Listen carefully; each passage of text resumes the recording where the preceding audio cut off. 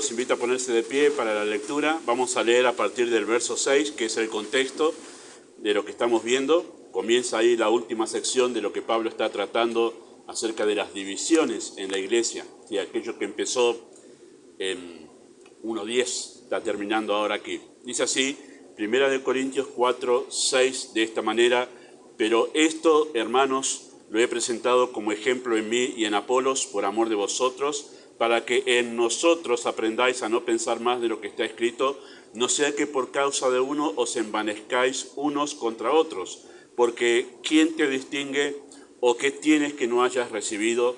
Y si lo recibiste, ¿por qué te glorías como si no lo hubieras recibido? Ya estáis saciados, ya estáis ricos, si nosotros reináis, y ojalá reinases, para que nosotros reinásemos también juntamente con vosotros. Porque según pienso, Dios nos ha exhibido a nosotros los apóstoles como a postreros, como a sentenciados a muerte, pues hemos llegado a ser espectáculo al mundo, a los ángeles y a los hombres. Nosotros somos insensatos por amor de Cristo, mas vosotros prudentes en Cristo. Nosotros débiles, mas vosotros fuertes. Vosotros honorables, mas nosotros despreciados. Y hasta esta hora padecemos hambre, tenemos sed, estamos desnudos, somos abofeteados y no tenemos morada fija. Nos fatigamos trabajando con nuestras propias manos, nos maldicen y bendecimos, padecemos persecución y la soportamos. Nos difaman y rogamos. Hemos venido a ser hasta ahora como la escoria del mundo, el desecho de todos. Hasta ahí la lectura, oramos. Amado Padre, encomendamos una vez más la enseñanza de tu palabra, la guía de tu Espíritu. Esperamos, como siempre, que tú obres de manera poderosa dentro de nuestros corazones, hablando más allá de lo que hemos de decir en este momento, salvando a aquellos que no son salvos aquí y edificando el corazón de los creyentes. Tú sabes cómo hacerlo, cómo tratar con cada uno en particular. Oramos en el nombre de Jesús. Amén. Muy bien, pueden tomar sus asientos. Muchas gracias. Bueno, tenemos el bosquejo ahí al comenzar la enseñanza, el bosquejo que solemos tener siempre para saber dónde estamos parados nosotros. Esta última sección que estamos abordando en varios mensajes, en realidad es una sola parte, pero nosotros tenemos que explicarla en varios mensajes. Comenzó en 3:5, ¿sí? Respondiendo a la pregunta, ¿qué es Pablo y qué es Apolos? Eso está respondiendo Pablo aquí. La primera respuesta es: son servidores, capítulo 3, 5-9. La segunda respuesta es: son edificadores, capítulo 3, 10-17. Hace una pequeña conclusión, 18-21, para empezar en capítulo 4, hablando sobre lo mismo, pero en un tono diferente, para responder que son administradores, versículo 1-5. Y 6, capítulo 4, versículo 6-21, son ejemplos. La respuesta a qué es Pablo y qué es Apolos. ¿Por qué hace una conclusión? Bueno, porque las primeras dos respuestas tienen que ver con aquellos que habían asumido a los líderes como ídolos, ¿sí? Se jactaban en los líderes, que también eran líderes que habían promovido esto, pero también se habían ido al otro extremo los corintios, de menospreciar. Algunos los idolatraban y a otros los menospreciaban. Entonces, en esta segunda parte, capítulo 4, responde a esos que menospreciaban a los líderes y da razones de por qué no debe ser así. Ni una cosa ni la otra, dice Pablo, ¿sí? Bueno, estamos en esa parte justamente que responde al hecho del respeto y la valoración por el liderazgo, por el ministerio de la iglesia, ¿verdad? Y el uso de administrador, que es mayordomo, ahí dio Pablo su argumento, y ahora estamos en esa parte donde dice que hay que valorarlos, tener el respeto por el hecho de que son ejemplos, ¿sí? Y eso es lo que estamos viendo nosotros, gracias al Señor. ¿Sí? Todo lo que Pablo ha venido diciendo desde 3:5 desemboca en 4:6. Acá es el final ya, está llegando al final y todo desemboca en este enunciado de 4:6. ¿Qué dice 4:6? Pero esto, hermanos, lo he presentado como ejemplo en mí y en Apolos, por amor de vosotros, para que nosotros aprendáis a no pensar más de lo que está escrito, no sea que por causa de unos envanezcáis unos contra otros. Bueno, todo desemboca en esto. Pablo está apuntando a que Dios nos ha puesto a nosotros como ejemplo. Ese es el punto clave de todo lo que Pablo quería llegar con su argumentación, y todo desemboca así, ¿sí? Ese pero esto, con el que comienza el versículo 6, ¿sí? refiere a todo lo que Pablo ha venido diciendo justamente de los ministros a través de figuras, servidores, edificadores, administradores. Por eso dice, lo he presentado todo esto, ¿sí? Servidores, edificadores, administradores, como ejemplo en mí y en Apolos. O sea, me he puesto a mí y a Apolos como ejemplo de todo esto, es lo que dice Pablo aquí. Y el propósito justamente de hacer esto, de tomar esta iniciativa, Pablo dice que el propósito de esto es para que aprendan por medio de este ejemplo, para que nosotros aprendáis, para que por medio de este ejemplo los corintios aprendan, ¿sí? Quería enseñarles a ellos. Bueno, ¿qué debían aprender? ¿Qué debían aprender los corintios a través de este ejemplo que Pablo está presentando en él y en Apolos? Bueno, dos cosas dice el texto allí en versículo 6, a no pensar más de lo que está escrito. Bueno, a no pensar más de lo que está escrito acerca de qué, de los ministros. No piensen más, no se vayan fuera de lo que les hemos escrito y de lo que la Biblia dice acerca de qué es un ministro de Dios. No tienen que pensar más de eso. No somos más de lo que la Biblia dice. Entonces no tienen por qué pensar más de nosotros, pero yo añado ahí ni tampoco menos de eso. Esa es la idea de lo que Pablo está enseñando aquí, ¿verdad?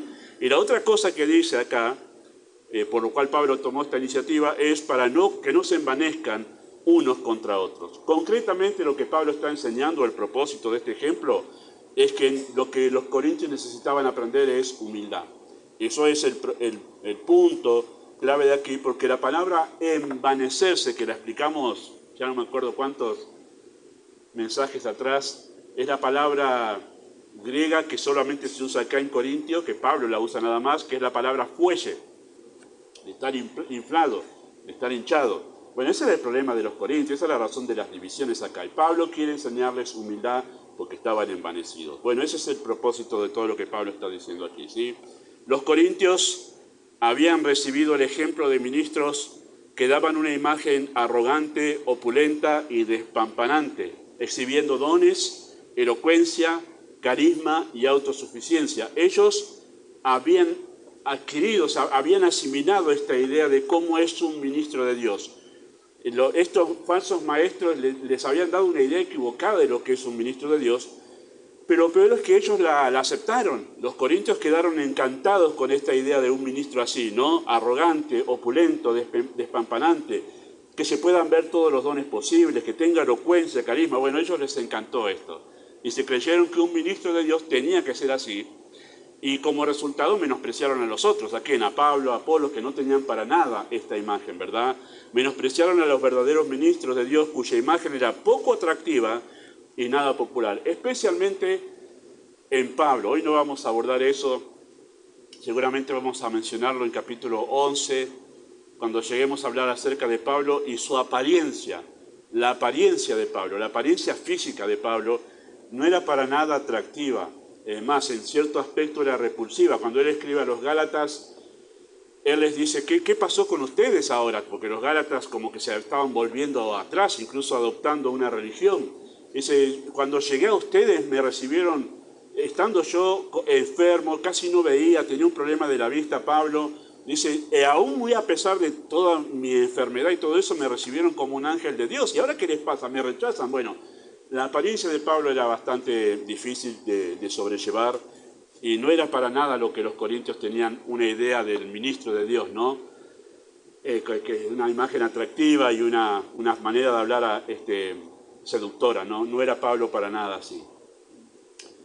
Así que lo que Pablo dice a raíz de esto, en realidad, Pablo quiere motivarlos a aprender de su ejemplo y de Apolos para que valoren, los corintios empiecen a valorar la humildad como una virtud de gran estima delante de Dios, ¿no? Ellos estaban valorando la arrogancia, la manera en que se movían los maestros y los filósofos griegos. Ellos estaban encantados con eso. Pablo dice, ustedes tienen que aprender a valorar la humildad de los ministros de Dios, y todo el propósito apunta a eso, especialmente en la sección que vamos a ver hoy, ¿sí? Este mensaje comenzó siendo uno, se dividió en dos y termina siendo tres. Porque no quise apretar todo en el mensaje de hoy, pero no era posible, no era justo con el pasaje. Así que hoy vemos el punto 2, que ya vimos la semana el 1, y la semana que viene el punto 3. Por toda la verdad que estuve cosechando de este pasaje, dije, la tengo que compartir, y no quiero apretar todo, no es justo con el pasaje, ¿sí? Así que eso es lo que Pablo quiere hacer aquí. Hay tres argumentos que Pablo presentó en toda esta sección, o sea, 4, 6 hasta el final, hay tres argumentos que Pablo está utilizando, ¿sí? Justamente para apoyar lo dicho en el versículo 6. El verso 6 es central, y lo que dijo en el 6 lo va a apoyar con tres argumentos, ¿sí? Y esos tres argumentos están separados por la palabra o el conector porque. Usted empieza a leer y va a encontrar tres porque. Esos tres porque señalan los tres argumentos. Lo que estoy haciendo ahora es sencillamente ayudarlos a ustedes a hacer lo que yo hago cuando estoy estudiando, que es poder visualizar las ideas que están en el texto. ¿Cómo se separan aquí? Por el conector porque. En el versículo 7 dice Pablo, cuando está hablando allí, porque, ¿qué te distingue? O ¿qué tienes que no hayas recibido? Y empieza a argumentar allí, ¿verdad? Y la idea de esa argumentación allí, con ese porque, es ustedes están envanecidos y necesitan aprender humildad, lo que vimos la semana pasada. El segundo porque está en el versículo 9, ¿sí? Versículo 9 dice, porque según pienso Dios nos ha exhibido a nosotros, eso es lo que veremos hoy, ¿sí? Y lo que habla allí es que Dios nos ha exhibido a nosotros como ejemplo de humildad. Y el tercer porque está en el versículo 15, dice así versículo 15 de esta manera, dice, porque aunque tengáis 10.000 años en Cristo, no tendréis muchos padres, y pasa un asunto personal de Pablo. Cambió del plural al singular en el versículo 15, porque va a hablar de él y la relación que tenía con los corintios. Y habla de una cuestión de por qué debían imitarles, porque yo soy su papá. Eso es lo que vamos a ver la semana que viene. ¿Por qué me tienen que imitar en humildad? Yo soy su papá. Yo los di a luz a ustedes por medio del Evangelio. Lo más natural es que me imiten. Bueno, eso la semana que viene vamos a mirarlo. Pero ahí están las tres ideas marcadas por esos conectores. ¿Cuál es el tema de toda esta sección? 4, 6 al 21. Los creyentes debemos respetar a los ministros de Dios por su humildad. Si bien habrá otras cosas, pero lo que enseña el texto es por esto, ¿sí? Así que recordemos que Pablo responde acá justamente el argumento, o está argumentando para exhortar a aquellos que menospreciaban a los ministros de Dios. ¿Cómo está enseñando esta verdad? ¿Cómo está enseñando esta verdad? Primero, por medio de una confrontación, lo que vimos la semana pasada, versículos 7 y 8. Y en segundo lugar, enseña esta verdad que acabamos de enunciar por medio de una reflexión. Y eso es lo que vamos a ver en esta mañana con la ayuda del Señor. Por medio de una reflexión, versículo 9 hasta el versículo 13. ¿Por qué decimos una reflexión? Porque esa expresión con la que comienza en el versículo 9, según pienso, porque según pienso, es también poder traducirse, porque a mí me parece, como que uno está pensando, está reflexionando. Pablo al escribir la carta dice, a mí me parece esto, estoy reflexionando, está pensando sobre esto. ¿Sí? Es una reflexión que él hace para compartirles a los corintios una verdad acerca del ministerio y de los ministros. ¿Sí? Y esa expresión con la que comienza el versículo, el conector, perdón, porque según pienso, ese porque, establece la relación con el verso 6. Está conectando una vez más con el enunciado principal, que es el verso 6.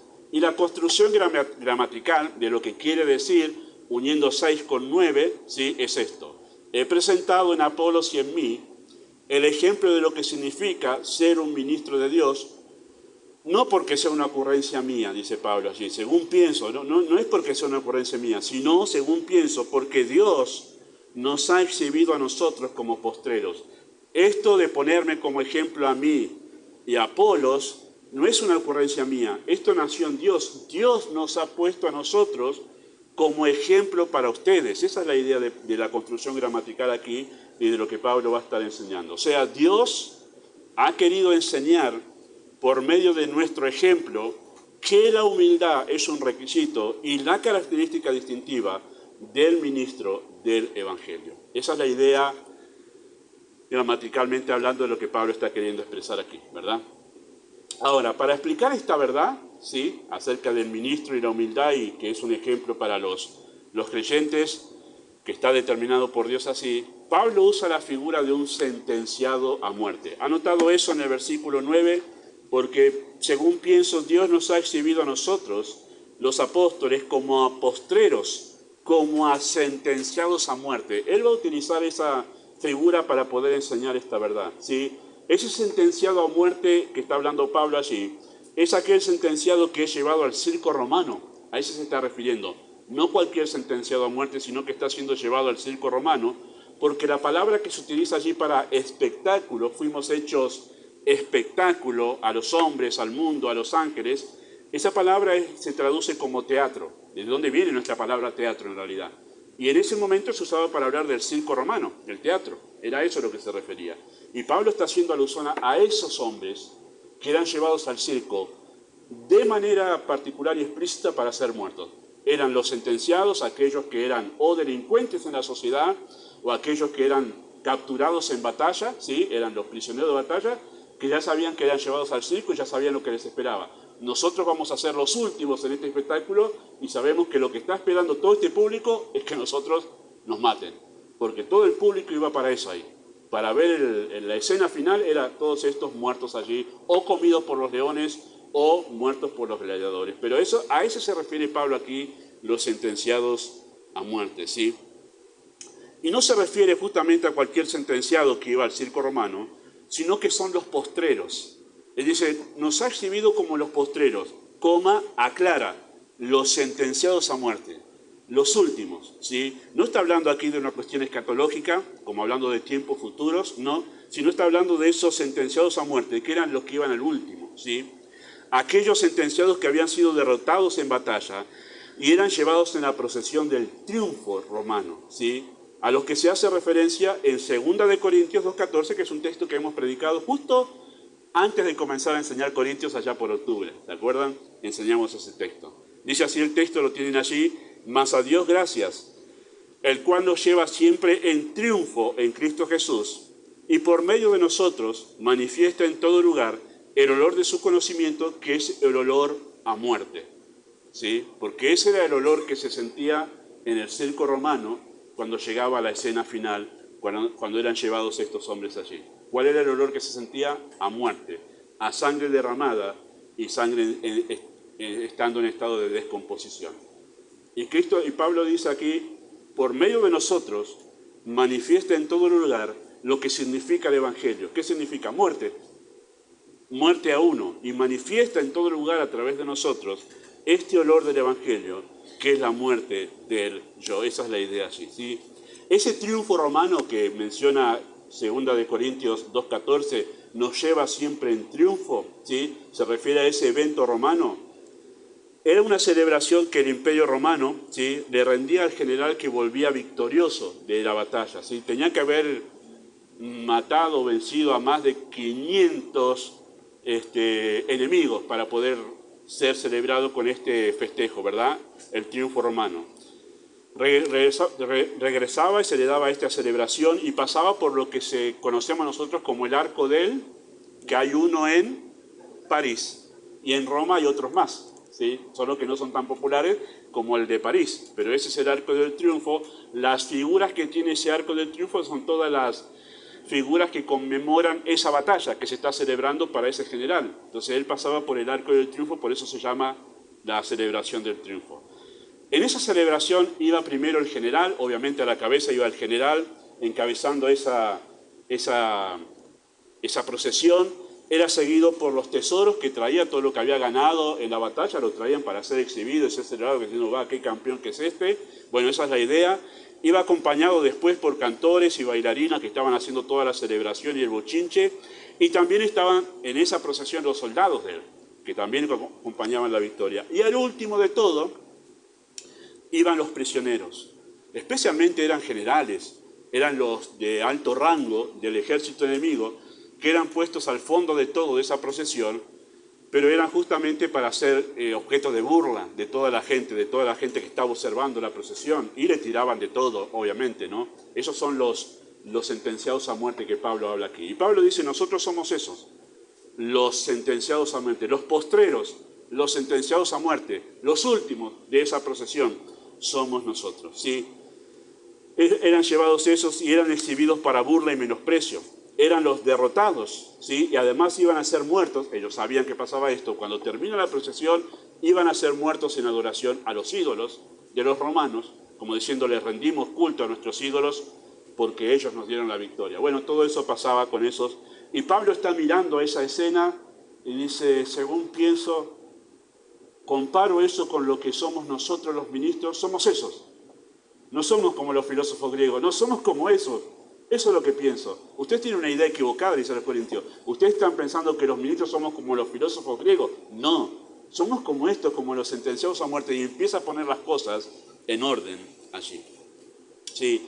Ahora, la figura del sentenciado a muerte que Pablo está señalando aquí, señala o tiende a señalar la realidad de que en el ministerio, queridos hermanos, y Pablo está hablando aquí acerca del ministro, en el ministerio hay muchas humillaciones, más de lo que la gente sabe. Y esto es lo que va a hacer Pablo. Pablo va a estar aquí descorriendo el telón para que veamos el detrás de escena del ministro de Dios. Eso es lo que va a hacer aquí. En el ministerio hay muchas humillaciones.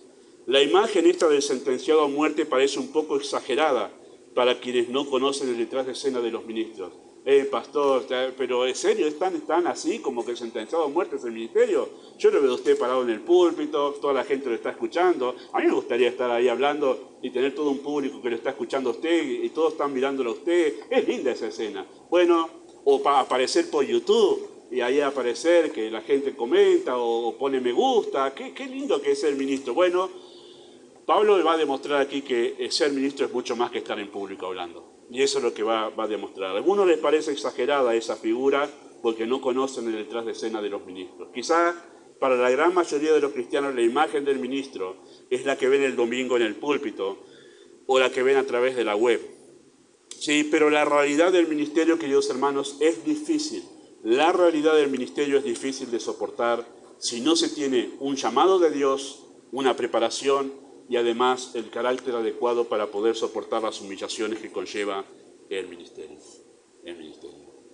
Esa figura del sentenciado a muerte que Pablo mencionó aquí no es nada exagerada, queridos hermanos. No es nada exagerada esa figura del sentenciado a muerte, porque el ministerio demanda morir a uno mismo todos los días y a cada instante. El ministerio demanda morir a uno mismo cada día, todos los días, a veces de las maneras más dolorosas y más humillantes. Eso la gente no lo sabe, pero Pablo está descorriendo el telón aquí. Quiero invitarla a pasar y que vean lo que pasa detrás del ministro cuando está fuera del púlpito en la semana. Bueno, a veces sucede eso. Las exigencias del ministerio, queridos hermanos, no es fácil. La exigencia del ministerio no es fácil de sobrellevar y las estadísticas lo demuestran. Las estadísticas hablan así acerca de los ministros de Dios. Dicen las estadísticas que entre el 35 al 40% de los ministros duran menos de 5 años en el ministerio, ¿sí?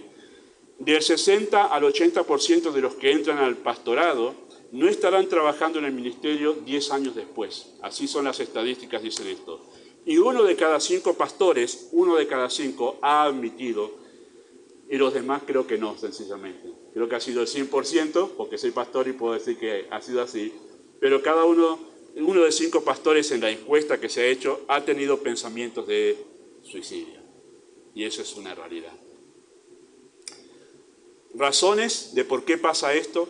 ¿Por qué es este porcentaje así? Bueno, son muchas. Y a esto añádale otras más que no las tengo, porque quizás otros ministros vengan y puedan anotar otras cosas a mí. Economía, soledad, hago un acento ahí.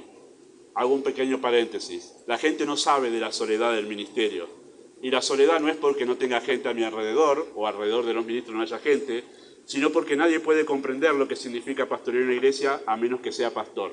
Es más, yo voy a decirle, empecé a comprender a mis pastores, todos los que tuve cuando asumí el pastorado de esta iglesia, cuando pasé de este lado del ministerio. ¿Sí? Hay una soledad en el ministerio y que tiene que ver con que el pastor hay muchas cosas que no puede contarle a nadie, no porque sean cosas que se guardan en un secreto encriptado, sino porque sencillamente el pastor sabe que la gente no lo puede entender, pero no solo eso, no lo puede sobrellevar. Hay cosas que el pastor ha aprendido, especialmente si es un pastor experimentado, que le va a hacer mal a la gente contarle qué sucede en el ministerio. Y por eso es que hay una cierta soledad en el ministerio, que si uno no está preparado para poder afrontar ese trabajo, es muy probable que decaiga en el camino y que no lo pueda sobrellevar esa soledad de saber que no puede contarle a otros lo que está viviendo, lo que está pasando. Incluso los más íntimos, no se lo puede contar. Hay cosas que mi esposa es mi esposa, pero no es pastora. Ella no ha recibido el llamado a ser pastora, porque no existe además ese llamado. Entonces hay cosas de las que yo protejo incluso a mi esposa, porque son cargas que debo llevar solamente yo porque soy el pastor, y no porque no confía en mi esposa, porque sencillamente es mi tarea llevarla solo. Esa es la realidad del ministerio, ¿sí? Falta de descanso físico, mental y espiritual, la presión de la congregación exigiendo del pastor más de lo que puede dar o debe dar, los conflictos entre hermanos, los ataques a su persona, las quejas, el desaliento de la autoexigencia, la responsabilidad familiar, etcétera, etcétera. Bueno, todas estas cosas son a veces razones de que aquellos que no están preparados o no tienen el carácter suficiente para sobrellevarlo, son las razones por las que muchos dejan el ministerio. ¿Sí? Abandonan el ministerio. Voy a hacer una nota personal en esas estadísticas. No las vi todas, pero las que pude observar de esas estadísticas me he dado cuenta que de esos que abandonan son muy jóvenes. Un error que se ha cometido mucho el siglo pasado en el pastorado, en el ministerio, es enseguida animar a varones jóvenes a asumir el rol pastoral sin haber tenido el tiempo necesario para estar bajo la tutela de otro ministro. ¿Sí? Porque me di cuenta, fulano, entré, miré quién era, dije, muy joven. Claro, ¿cómo va a sobrellevar si no le dieron el tiempo suficiente para madurar el carácter apropiado para soportar todo lo que conlleva el ministerio? Es un sentenciado a muerte, está dispuesto a soportar todas las humillaciones, todos los líos que tiene una iglesia para poder enfrentarlos sin desmayar, sin quejarse, sabiendo que tiene que esperar en el Señor. ¿Está capacitado para eso?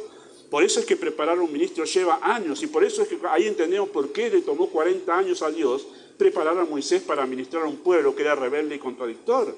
Porque ese carácter no madura. Solía charlar con un pastor en el año 98, a quien estaba acompañando, y él solía utilizar, este lo cito a él, no es mi frase, ¿no? Pero él solía decir que hay muchos ministros zapallos.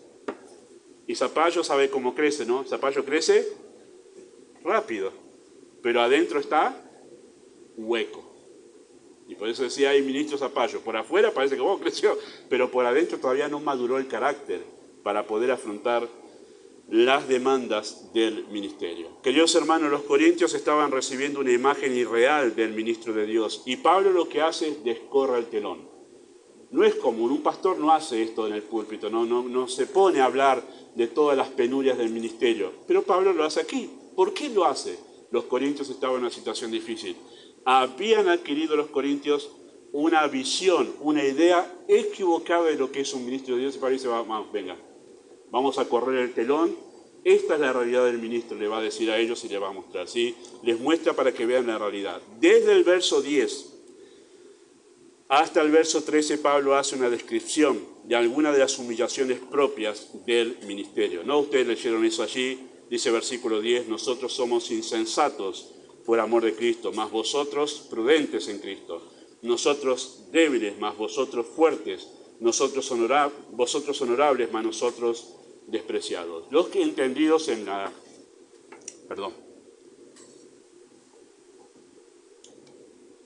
Los entendidos en el texto original dice que aquí Pablo vuelve a usar un tono irónico en el versículo 10. Y esa expresión que utiliza allí en 10 cuando dice nosotros somos insensatos por amor de Cristo, mas vosotros prudentes en Cristo, la idea es nosotros escogimos por amor a Cristo que nos tomen como insensatos, y la expresión allí que habla sobre ellos, los corintios, mas vosotros prudentes en Cristo, es ustedes eligieron un cristianismo donde ustedes quieren ser vistos como inteligentes, porque la palabra se traduce mejor así ahí, ¿sí? Está usando una ironía. Ustedes prefieren un cristianismo donde ustedes sean vistos como personas inteligentes, como los griegos. Esa es la idea de esa expresión, y ahí es donde vemos que Pablo usa un tono irónico, ¿sí? Pablo empieza a hacer un contraste en estos versículos. En este versículo 10 contrasta lo que los apóstoles eligieron ser por amor de Cristo con lo que los corintios pretendían ser según su idea errada del cristianismo. Pablo eligió ser con los demás apóstoles, o ser tomado así por el mundo, como insensatos. La palabra se traduce mejor, estúpido. Esa es la idea de esas palabras. La gente nos ve como estúpidos a nosotros, especialmente en una cultura griega, donde eran todos entendidos, y dice, Es más, cuando Pablo estuvo predicando en Atenas y empezó a hablar de la resurrección, los filósofos que lo estaban escuchando, ¿qué venís a hablarnos de resurrección? Bueno, eran tomados por estúpidos, esa es la palabra allí traducida más precisamente. Nosotros no tenemos problema que nos llamen así porque amamos a Cristo, es por amor a Cristo que nos llaman así, dice Pablo. Somos débiles y despreciados. Así veía la cultura griega a los cristianos y Pablo dice, no hay problema, que nos llamen así. Si eso es como ven a nosotros, bien, porque lo hacemos por amor a Cristo. Pero ellos eligieron, los corintios, un cristianismo donde se veían prudentes, inteligentes, fuertes, honorables, respetables, ¿sí? Ese es el cristianismo que los corintios compraron de los falsos maestros influenciados por la filosofía de este mundo. El verso 11, donde habla sobre estos sufrimientos, habla de las privaciones de los que los ministros sufrían por el Evangelio. Versículo 11 dice, hasta ahora. Esa frase es enfática, ¿no? Ustedes lo pueden ver porque esto no sucede ahora, es la idea. Padecemos hambre, tenemos sed, estamos desnudos, somos abofeteados y no tenemos morada fija. Parece una exageración. Pablo, no había nada para tomar agua por ahí que tenía sed. Bueno, las carencias económicas que estaban padeciendo en esos momentos los llevaba a sufrir hasta esa situación. Pablo dice, hasta ahora estamos padeciendo esto. No es que ahora que tengo 20 años en el ministerio, ya me acomodé económicamente, tengo mi fondo, ahí mis ahorros, ya estoy más estable, puedo manejar mejor mi economía. Y Pablo dice, hasta ahora, desde el comienzo del ministerio hasta ahora. Es más, vamos a decir una cosa, el apóstol Pablo murió pobre. Murió tan pobre que no tenía una capa para cubrirse para el invierno, no tenía 2 pulobres. Tal es así que estaba en la cárcel y le dice a Timoteo, cuando vengas, tráeme el capote, la capa grande, porque se viene el invierno. Y abrí el bolsito y no tengo nada, no sé si tenía bolsito. Pero murió pobre, no solo murió pobre, sino olvidado murió Pablo. Pablo dice, en mi defensa nadie estuvo mirado, murió olvidado. El pastor Spurgeon, cuando predica sobre ese texto, dice 30 años habían pasado del cristianismo. Ya había una segunda generación de cristianos. Esa segunda generación, ¿quién es Pablo? Oh, qué sé yo, ni lo vi. Pablo murió olvidado, pobre y olvidado. Esas son las penurias del ministerio, queridos hermanos. Y Pablo habla aquí acerca de esas privaciones que se sufren en el ministerio y la gente no lo sabe. Solamente Pablo aquí descorrió el telón para poder enseñarles a los corintios que ellos no tenían una idea acertada acerca del ministro de Dios. Y después, versículos 12 y 13, habla de las presiones que conlleva el servicio ministerial. Versículo 12, nos fatigamos trabajando con nuestras propias manos. Nos maldicen y bendecimos, padecemos persecución y la soportamos. Nos difaman, ¿sí? Hablan mal de nosotros y robamos. Hemos venido a ser hasta ahora como la escoria del mundo y como el desecho de todos. Así que habla allí acerca de los sufrimientos del ministerio, ¿sí? Ahora Pablo no se está quejando aquí, porque Pablo no le había dicho esto a los corintios. Recién ahora descorre el telón, ¿sí? Es más, si ustedes quieren ver la actitud de Pablo ante el sufrimiento, lean Filipenses. Usted lee Filipenses, Pablo fue puesto en la cárcel romana era un lugar poco deseable, era calamitoso estar en una cárcel romana. Los tiraban allí y que Dios te ayude.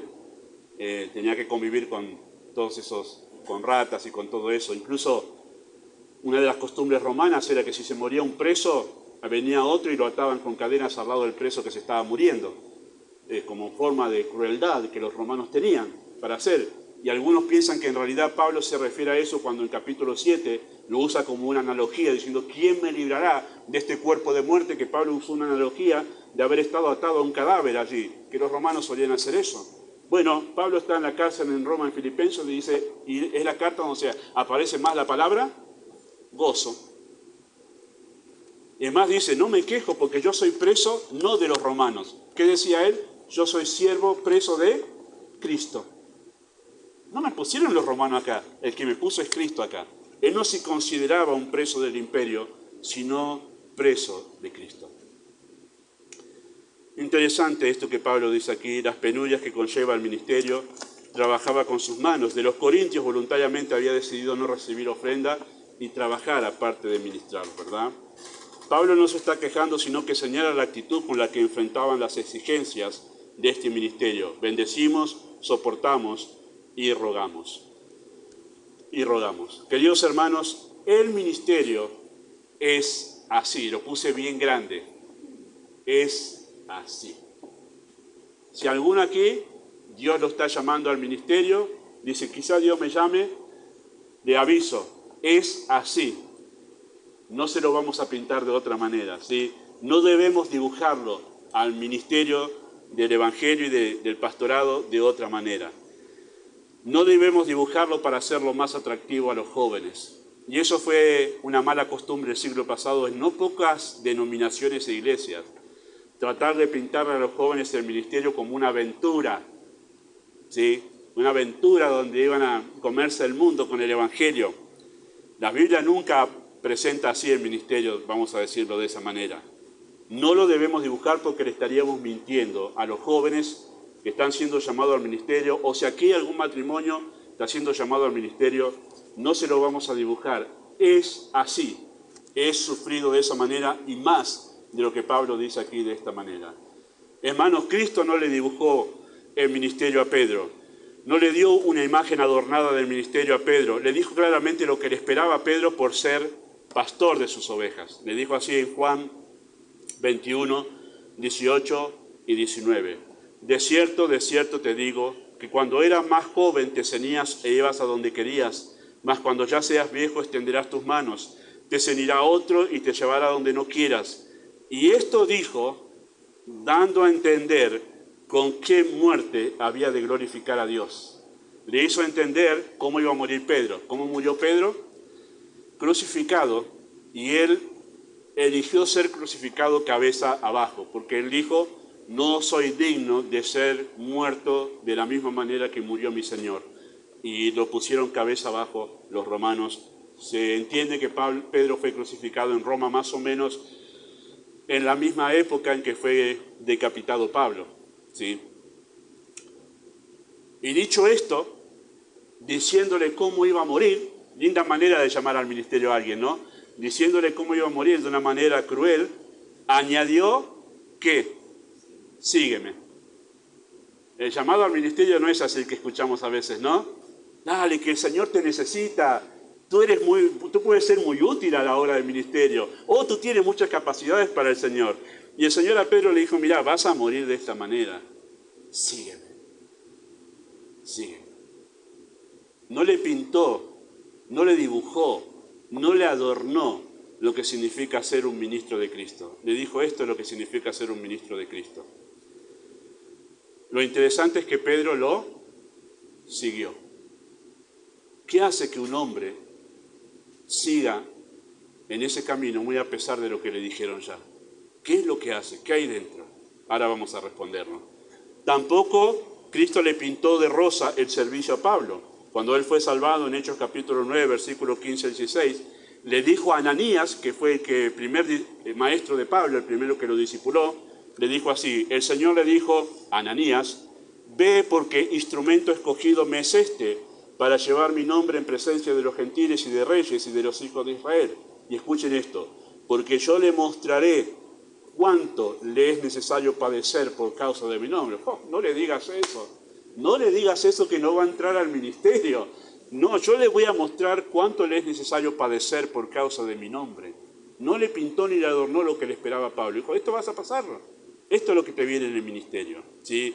Queridos hermanos, el ministerio tiene una alta exigencia porque trata con las cosas eternas, con la vida, con la muerte, el pecado, la santidad, el cielo, el infierno, pero sobre todo porque es la lucha por la verdad contra la cual Satanás y sus huestes tienen la guerra declarada por siempre. Ni siquiera he hablado aquí de la furia de Satanás y sus demonios. ¿Cuántas veces atacan a los ministros quitándole la paz y atentando en realidad para que ese mensaje que tiene que predicar el sábado o el domingo no llegue a buen puerto?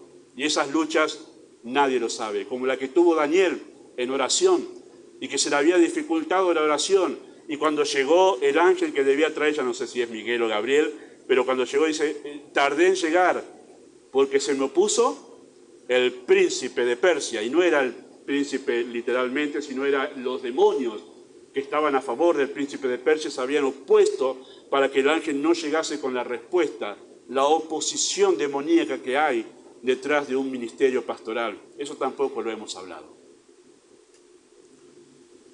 Pero por eso es que todo esto, queridos hermanos, tiene una alta exigencia y no es difícil de sobrellevar a menos que haya un llamado, una preparación y un carácter para poder soportarlo. El ministerio no es una aventura como a veces se lo ha dibujado a los jóvenes, queridos hermanos. Requiere el compromiso de un soldado, la disciplina de un atleta y el esfuerzo de un labrador, le dice Pablo esto en la segunda carta a Timoteo. ¿Sí? Es el labrador que trabaja de sol a sol. No hemos hablado que el pastor no tiene horarios de trabajo. Usted termina su horario en su empresa y vuelve a casa. Para el pastorado no hay horarios. No hay horarios de que donde termina su trabajo. Es más, no, parece que no termina en realidad, porque uno se acuesta pensando en la iglesia y se levanta pensando en la iglesia. No hay horario para el ministerio. Es inevitable, no hay un botoncito en la cabeza pastor que dice apagamos iglesia, pim, y ahora. Y hasta a veces estamos por ahí en un momento de supuesto relax con mi esposa mirando alguna cosita y en realidad no estoy mirando, estoy pensando en lo que pasa en la iglesia. Es inevitable eso, es inevitable. Y todos los pastores les pasa eso, no soy yo nomás, todos los pastores les pasa eso. Mi pastor solía decir eso, desayunamos iglesia, almorzamos iglesia, merendamos iglesia y cenamos iglesia. Es inevitable eso. ¿Quién asumiría un compromiso que requiere que todos los días uno muera a uno mismo de las formas más humillantes? ¿Quién dice, yo quiero ese, yo me anoto? ¿Quién dice algo así? Bueno, solo aquellos que aman verdaderamente al Señor. Ahí está la clave. Y por eso, antes de decirle a Pedro, vas a morir así, y sígueme, antes de eso, ¿qué le había dicho? Pedro, ¿me amas? Porque acá está la clave. Esta es la clave de que vos funciones bien en el ministerio. Que tú me ames. Porque si no te motiva el amor por mí, vos vas a fracasar en el ministerio. No hay otra manera, hermanos, no hay otra receta. Lo que nos motiva a los pastores, a los ministros, es el amor al Señor. Y si no te motiva el amor al Señor, sino la popularidad, la aceptación de la gente, el ingreso económico o cualquier otra cosa, vas a fracasar. Y de entre esos que no llegan a los 5 años, muy probablemente lo que ha pasado es eso, la motivación. Cuando uno ama verdaderamente al Señor, no importa lo que venga, permanecemos igual. Solo aquellos que aman verdaderamente al Señor. Y Pablo lo expresó así a esa motivación que nos hace permanecer en los lugares más humillantes, porque sencillamente el Señor nos ha llamado, le amamos y permanecemos por Él. No por la necesidad, sino porque amamos al Señor. La necesidad viene en segundo plano. Lo primero es que amamos al Señor, no es la necesidad lo que nos mueve, dice Pablo. Y lo dijo así en 2 Corintios 5, 14 al 15. Porque el amor de Cristo nos constriña, nos pone como una presión, es la idea. Pensando esto, que si uno murió por todos, luego todos murieron. Pablo no dice acá, lo que nos motiva es que se están muriendo tantas personas que se van camino al infierno sin Cristo, eso me motiva. No, y está bien si te motiva eso. No está mal pensar eso. Pero Pablo dice, no es eso. No es la necesidad del mundo lo que me presiona a mí. Lo que me motiva a entregarme de esta manera no es la necesidad del mundo. No es la necesidad de la iglesia lo que me motiva a mí. Lo que me motiva es que yo veo el Calvario y veo a aquel que murió por todos y que luego esos todos murieron y por todos murió para que los que viven ya no vivan para sí, sino para aquel que murió y resucitó por ellos. Eso me motiva a mí, dice Pablo. Me motiva que alguien murió por mí. ¿Cómo no voy a morir yo por los demás? Eso me motiva a mí. El amor del Calvario, lo que Cristo mostró por mí. ¿Cómo no voy a hacerlo yo por los demás? Por eso es que es el amor a Cristo lo que nos motiva a servir de esa manera. Es el amor, es ese amor, queridos hermanos, del que brota la humildad, dispuesta a soportar las humillaciones de un servicio exigente y desgastante. Pablo corre el telón para que los corintios vean esto. Este es el propósito de descorrer el telón. No dar lástima de ninguna manera. Él descorre el telón para que vean una cosa, la humildad del amor. ni es la humildad del amor. Hay diferentes humildades que nosotros desarrollamos en nuestras vidas. Algunos desarrollan una humildad del miedo.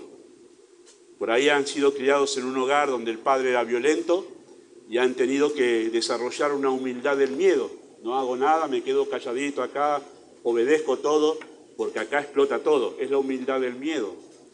Después está la humildad de la necesidad, de aquellos que deciden mantenerse humildes y humillados en su trabajo porque me pagan.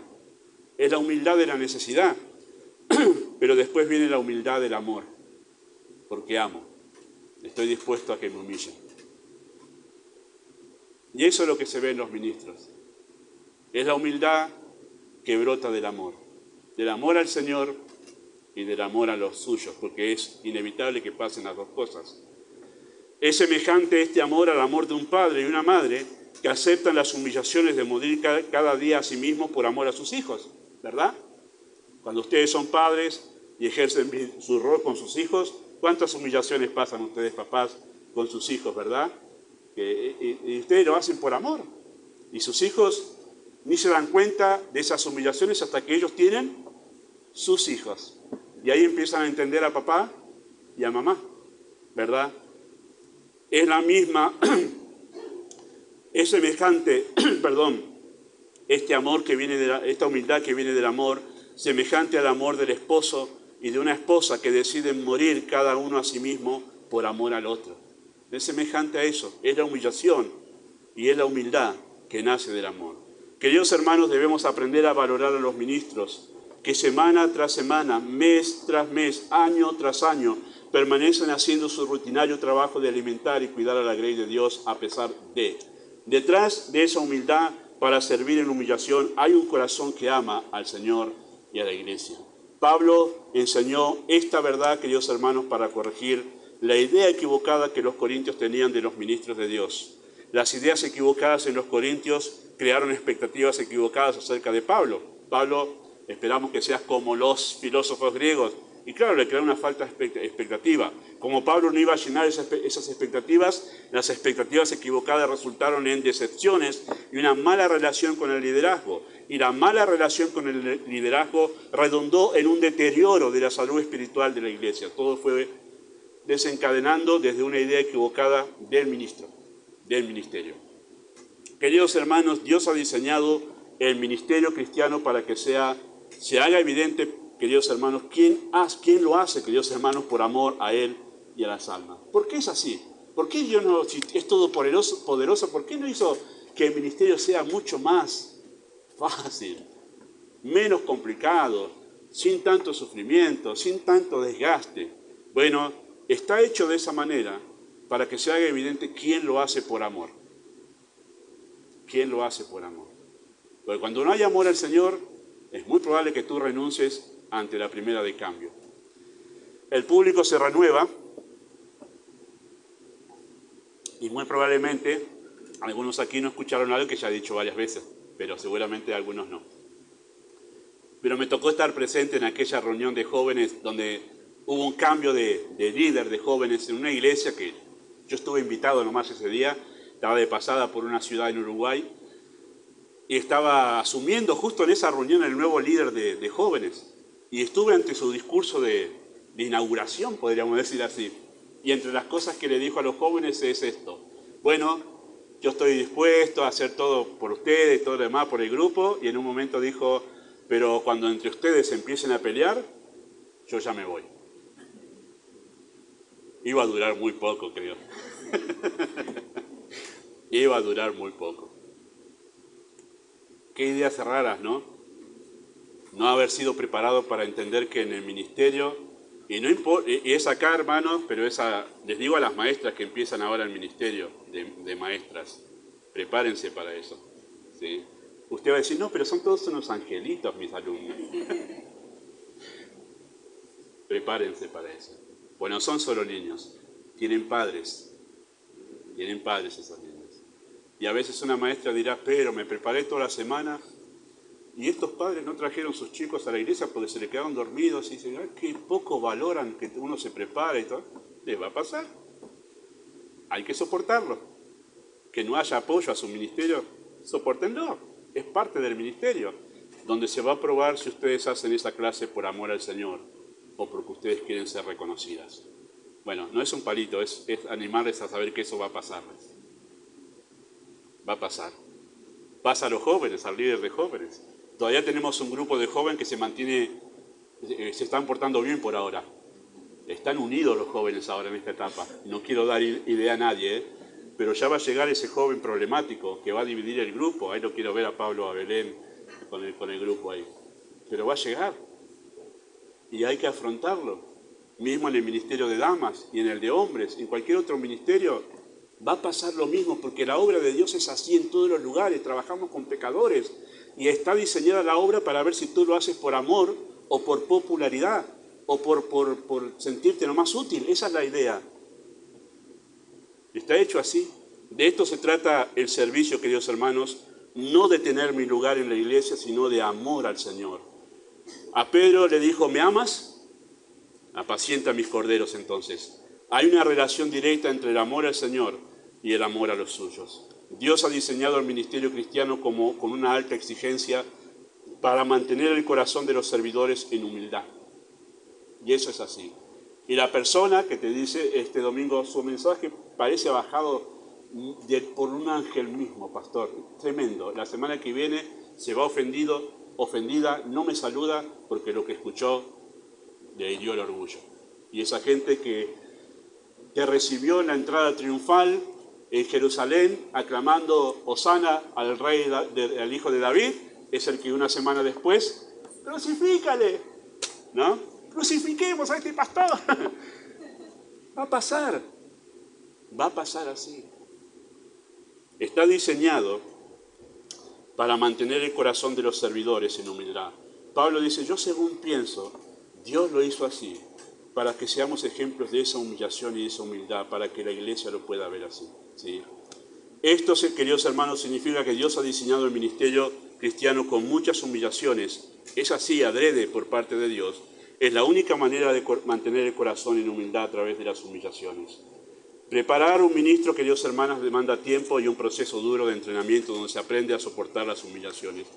Les voy a decir la verdad personalmente, esta es una acotación personal. Recién, cuando empecé a estar como ministro pastoral, es que entendí todo lo que pasó en mi vida cristiana hasta este tiempo. Las cosas que no entendía. ¿Por qué esta humillación? ¿Por qué esto que no entendía ahora? Y Dios estaba trabajando con mi orgullo, con mi ego. Ahora lo entiendo. Digo, mirá vos, porque si hubiese llegado al ministerio pastoral con ese Gustavo de aquel momento, y sí hubiese hecho un desastre, hubiese pateado el tablero 5 o 6 veces durante el ministerio pastoral. Está hecho así, para que no explotemos de ira en un momento, para que no pateemos el tablero y nos mandemos a mudar sencillamente por un arranque de ira o de enojo. Está hecho de esa manera, para mantener el corazón del ministro en humildad y pueda funcionar justamente como lo que hubiese hecho Cristo en ese momento, en esa situación. Está hecho así, de esa manera, el ministro. Por eso demanda mucho tiempo la preparación de un ministro y no deberíamos apresurarnos. Eso es un error muy común al que todos estamos expuestos, a apresurarnos a poner a alguien en el ministerio. No lo aprendemos, siempre cometemos errores y después decimos, no va a pasar otra vez. Pero bueno, el Señor sabe cómo ordenar las cosas siempre en su iglesia, ¿verdad? Dios ha diseñado el ministerio cristiano con muchas humillaciones para que la iglesia tenga un ejemplo vívido de lo que significa el verdadero evangelio y se vea desafiada a la autonegación por amor al Señor. Cuando ustedes más van conociendo al ministro, más van viendo sus miserias, ustedes deberían entender eso. Eso es el evangelio, es morir. Está hecho así el ministerio, para que la iglesia pueda ver un reflejo del evangelio en la vida de su ministro. Voy a decirlo más, lo voy a trasladar al hogar. ¿Por qué está hecho así tan difícil ser mamá? ¿Por qué está hecho tan difícil ser papá? Para que tus hijos puedan ver el evangelio en vos, que mueres a ti mismo, que ahora ya te niegas a comer porque sabes que a tus hijos no le va a quedar, y que ellos vean el evangelio en eso, o que papá no descansa, tendría que ser su hora de descanso, pero ahora está conmigo, y ellos puedan ver el evangelio en vos. Está hecho así la vida paternal, la vida de ser madre, está hecha así para que se pueda ver el evangelio ahí. Y lo mismo es el ministerio, para que se pueda ver el Evangelio ahí. La humildad del amor, queridos hermanos, está dispuesta a sufrir humillaciones. Que está dispuesta a sufrir humillaciones. Es atractiva para el alma salvada. Usted dice, ¿a quién le atrae esto que usted está diciendo, pastor? Yo quiero una vida tranquila, sin problemas, sentado en casa, que nadie me moleste, que nadie me traiga sus problemas, que lo viva en su hogar, que a mí nadie me diga nada. Bueno, le voy a decir a quién le atrae este tipo de vida. A los salvados nos atrae este tipo de vida. ¿Por qué? Porque cuando vemos esto en Cristo, nos admiramos de su humildad. Decimos, yo quiero eso. Y por eso Pablo llegó a decir en Filipenses, yo quiero ser semejante a Él en su muerte. Filipenses capítulo 3. Él no dijo, yo quiero ser semejante a Él ahora sentado en su trono. No, yo quiero ser semejante a Él en su muerte. Vi cómo actuó Él cuando estuvo muriendo. Yo quiero tener ese carácter. Es atractiva. Es la humildad del amor que nos atrae. Yo quiero eso. Bueno, si quieres eso, te aviso, prepárate para ser humillado. Prepárate para ser humillada. Porque eso es el camino para llegar hasta allí. Pero es atractivo. ¿No te atrae eso como creyente? ¿No te atrae ese carácter humilde de Cristo? ¿No te atrae atravesar esas humillaciones como Él las atravesó y honró a Dios muy a pesar de todo el dolor que le causaban? ¿No es atractivo eso para tu corazón? Y si no lo es, te digo, tú estás camino al infierno, tú necesitas arrepentirte de tus pecados para ver algo que hasta ahora no comprendes y no sabes. Y es la hermosura de la humildad del corazón de Cristo, que todo sufrió por amor a su Padre. Tremendo. El alma que responde al llamado de Cristo, responde a ese llamado, porque es atraída por el ejemplo de humildad de Cristo. Cristo dijo, venid a mí todos los que estáis trabajados y cargados, y yo os haré descansar. Llevad mi yugo sobre vosotros y aprended de que soy manso. Si hubo algo que puso Cristo como un cebo para atraer a la gente, ¿qué fue? Su humildad y su mansedumbre. No hizo un show, no puso música linda, no, fue su humildad el atractivo para los salvados. Eso fue lo que hizo Cristo. Si hubo algo que podríamos decir que puso como cebo, fue su imagen humilde para atraer a aquellos a rendirse a Él. ¿Quién hace eso? ¿Quién se rinde ante una persona aquí? Tiene que haber un poder sobrenatural obrando en la persona para que sea atraída por algo así, porque humanamente es imposible. Imposible. Queridos hermanos, esto es la paradoja del obrar de Dios y termino con esto. Juan 12, 32 y 33. Cristo dijo esto, si yo fuere levantado de la tierra, hablando de su muerte, ¿no? De la crucifixión, a todos atraeré. Esto es paradójico. ¿Cómo que va a ser levantado con esa muerte cruel y va a atraer a todos? Es la paradoja del obrar de Dios. Aquello que humanamente no atrae, que es la vergüenza de la cruz, a los salvados los conquista. Y es todo el argumento de Pablo aquí. Por eso les predico el Evangelio de la cruz, porque eso va a atraer a aquellos en los cuales Dios está obrando. Eso es lo que atrae a aquellos en los cuales Dios está obrando. Y cuando fuere levantado a todos esos en los cuales Dios está obrando, los atraeré, porque a ellos les atrae la humildad del amor. Hermanos, necesitamos aprender a desear esto, la humildad del amor. Dispuestos a ser humillados y a caminar en humildad con la cabeza agacha, pero por amor, así. Amado Dios, tú puedes obrar de manera particular a través de este mensaje, hablando incluso más allá de lo que tu siervo ha dicho en esta mañana. Ignoro todo lo que tú puedes hacer, tú puedes incluso traer otros pensamientos a la situación particular de cada uno aquí. Incluso puedes salvar a los que están perdidos sin Cristo en este lugar y atraerlos, mostrarles la belleza de la mansedumbre y la humildad de Cristo y que sea irresistible para sus corazones y puedan hacer como Pedro, seguirle, muy a pesar del sufrimiento que esto implica. Y que pedimos, Padre, tu gracia, obrando también en cada creyente aquí, para que puedan cobrar fuerza y ánimo en sus corazones, que en realidad vendrán penurias, desafíos, aflicciones, pero con un corazón amante a ti pueden ser soportados. Pedimos tu bendición en nombre de Jesús.